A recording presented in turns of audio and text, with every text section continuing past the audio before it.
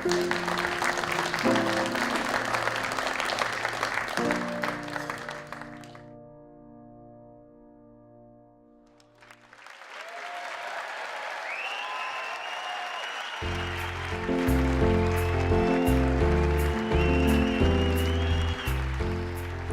think I was sort of dotting the I's and crossing the T's by walking out there in the Crucible. It was something originally that I thought, no, I'm not going to do that. I don't want to, I'm just quite happy just going into oblivion, so to speak. In a way, a relief that it was the end, because for a couple of years I think I'd been going through the motions, mainly for my father.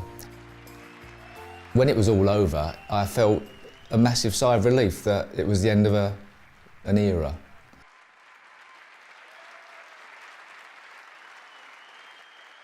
My dad was the reason I played. Snooker became his passion. He tried to get as good as he could, but he didn't have the talent. So he learnt from the Joe Davis Bible on how to play the game, but he got up to a break of 58. That was his best he ever got. I talked him through that. I talked him for every positional shot of his 58 break.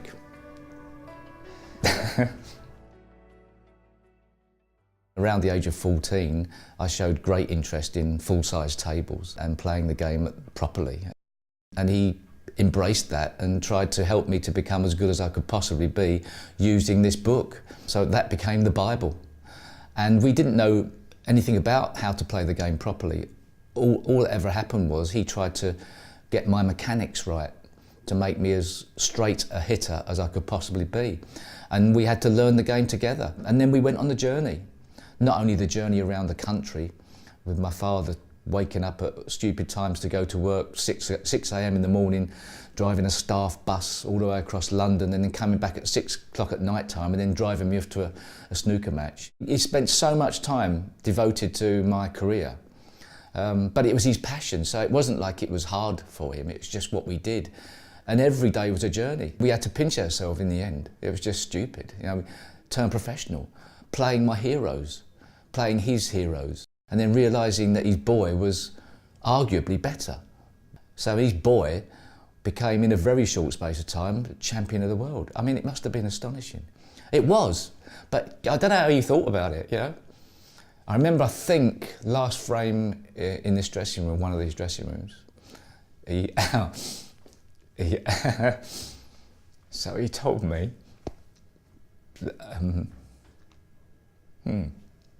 I'm not sad, it's just, so he said he never watched the last frame and, and he sold his soul to the devil so I'd win the last frame. And that's it, the World Snooker Champion, 1981, Steve Davies.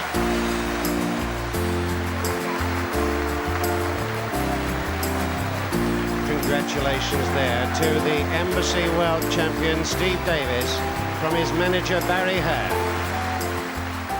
Barry's impatient, he can't wait for me to turn professional, he's bullying me to turn professional. My dad's going, oh, I'm not sure he's ready yet, I don't know. Look, next time we've got to strike while the iron's hot, we've got to strike, well, I'm not so sure. And sign this piece of paper on a bus stop in Blackpool, sign this piece of paper. Well, I don't know, and bully, okay, right, sign it. And if I hadn't signed that piece of paper, or we hadn't have been bullied by Barry into going, it's got to be now, it's got to be now. You know, impatience. I'd have never turned professional in 1978, and I wouldn't have been there in 1979 as a pro when Terry won the World Championship, and 2 years later I wouldn't have won the World Championship. So whilst I owe my father everything, you know, in getting me interested in the game, the significance of Barry Hearn in how he got excited by the game and the fact that we bumped into each other at such a pivotal moment in the history of BBC snooker meant that it was just, you know, right time, right place. I mean, just amazing.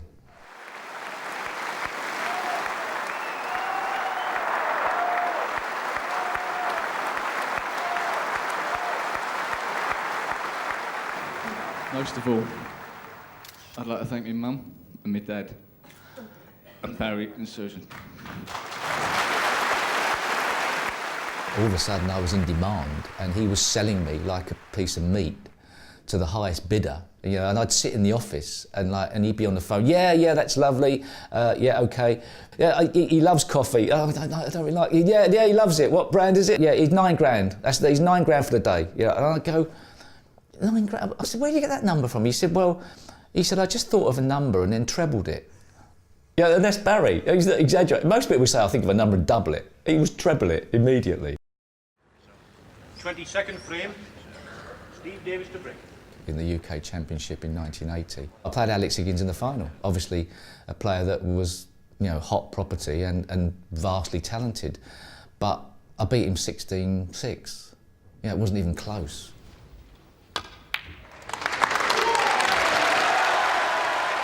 That was a massive turning point in all of a sudden my dominance. That became the sort of the start of the golden era. It's all over.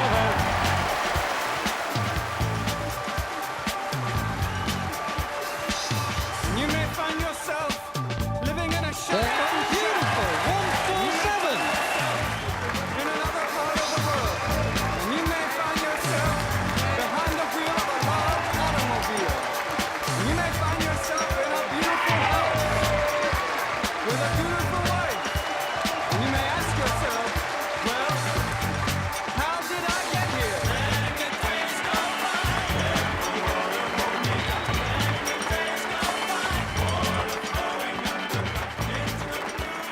'April 1989, I won the World Championship, and I do apologise, John, if you're listening to this. I beat John, 18-3. I played the best I've ever played. I just felt like I owned it. And then I played Stephen in the UK Championship, and he beat me for the first, you know, in the big event. And Steve Davies, the world champion, comes forward to shake the hands of young Stephen Hendry.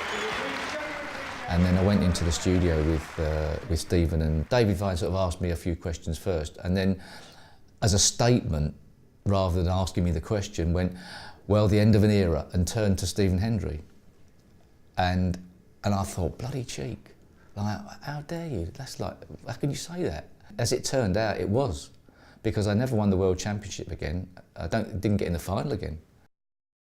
My father passed away this year, just before the World Championships. I still played in it. He was with me from the start, so I thought, finish this time round.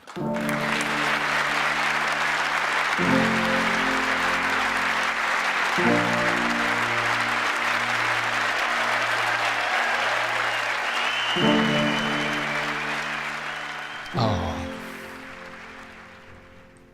Yeah, I've enjoyed it all, yeah. Yeah, I think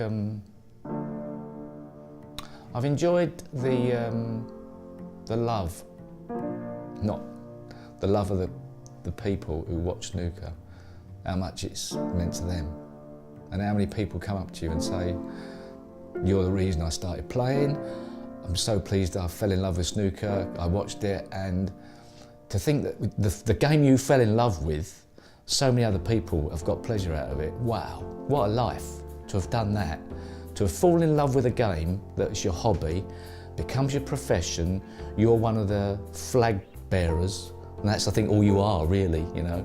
And then the next minute, people are calling you a legend is just mind-blowing. But the love for snooker worldwide is astonishing. And it's not my game, right? It's not my game, it's just, but it's so